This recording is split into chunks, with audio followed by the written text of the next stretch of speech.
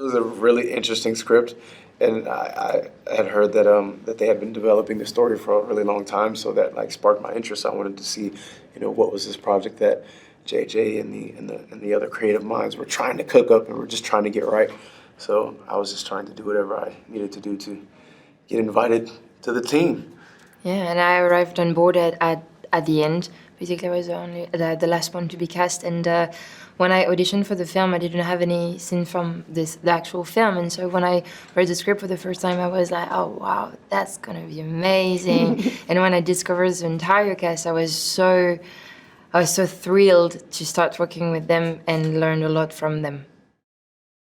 It was fantastic. I've been seriously extremely lucky to have such an amazing crew around me, and the cast have been so supportive and so genuine with me, and it was my first big film, and so working with them, which got such amazing experiences, they've been guiding me, and that was quite funny because at the beginning, they were all knew each other really well, and there was that joking with a very strong American accent, and I am on the side, don't understand the joke, and the joke is coming to my mind 5-10 minutes later, and I'm starting to laugh, and they're like, I'm like, okay, well. We're there to try to help the people of this village in France, and I think when we first see her, she appears to be like an immediate threat because we don't know who she's aligned with or who she knows in this town, and I think it takes a nice turn when we see that her own personal mission kind of aligns with ours really nicely. She is a French girl which was born and bred in a village in France, which have been surrounded by the Nazis for the last 4 years, and she doesn't trust anyone because her entire life have been taken away by the end of soldiers. And so when she met the Americans, she doesn't know them, she doesn't trust them, and but Boyce is her relief and her like a nice breath for her because she can feel safe for the first time as well.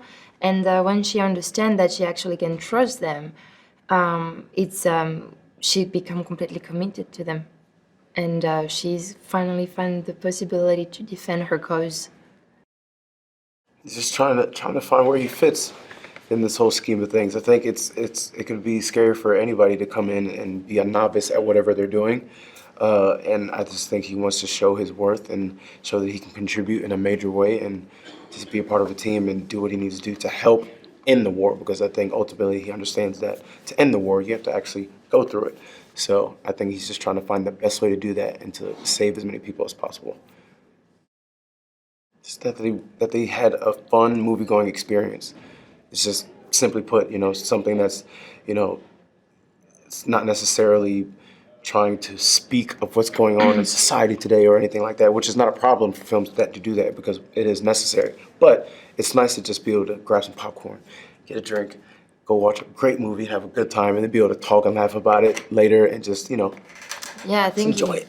Definitely, and I think you should see the film a few times to actually digest it. And the second time I watched the film was last night, and I saw so many different parts that I even shooting it, and it was so interesting. I think the audience would really appreciate, and I definitely recommend to watch it on cinema and IMAX. Have to.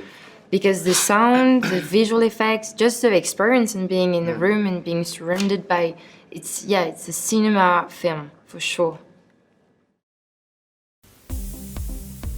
Did you know the shark in Jaws doesn't appear in the film until an hour and 21 minutes into the film?